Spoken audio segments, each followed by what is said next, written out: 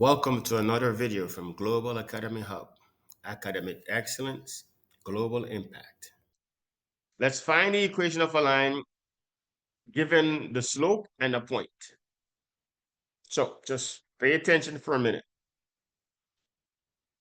So you're given a slope is 3, and you're given that a point on this line is 1, 5.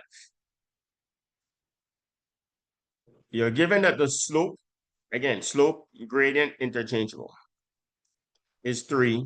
And you're given that a point on the line is 1, 5, and you're being asked to find the equation of the line. That's all that's given to us. So let's boogie. So here's what I know, and here's where I want you to start. Y is equal to mx plus c. I know that. But I could go farther because I know that m is 3. So y is equal to 3x plus c. See that? Where m was, I put 3 because it's given to me. I also know that it passes to the point 1, 5. And if I had c, I'd be done. So I know I need to go and find c.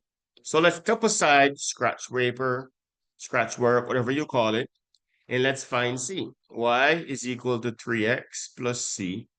And I know it passes to the point 1, 5. I know that. But what is this telling me? This is telling me when x is 1, y is 5. Remember, this is x, comma, y. When x is 1, y is 5. When x is 1, y is 5. So when 5 is placed where y is, I place 1 where x is, and now I have one single variable that is unknown. So I'm going to solve. 5 is equal to 3.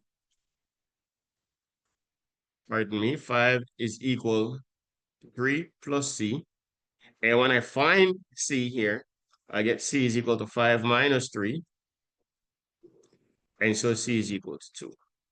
Now I'm going to plug that in here, and I'm going to get y is equal to 3x plus 2. And all of a sudden, I have the equation of my straight line.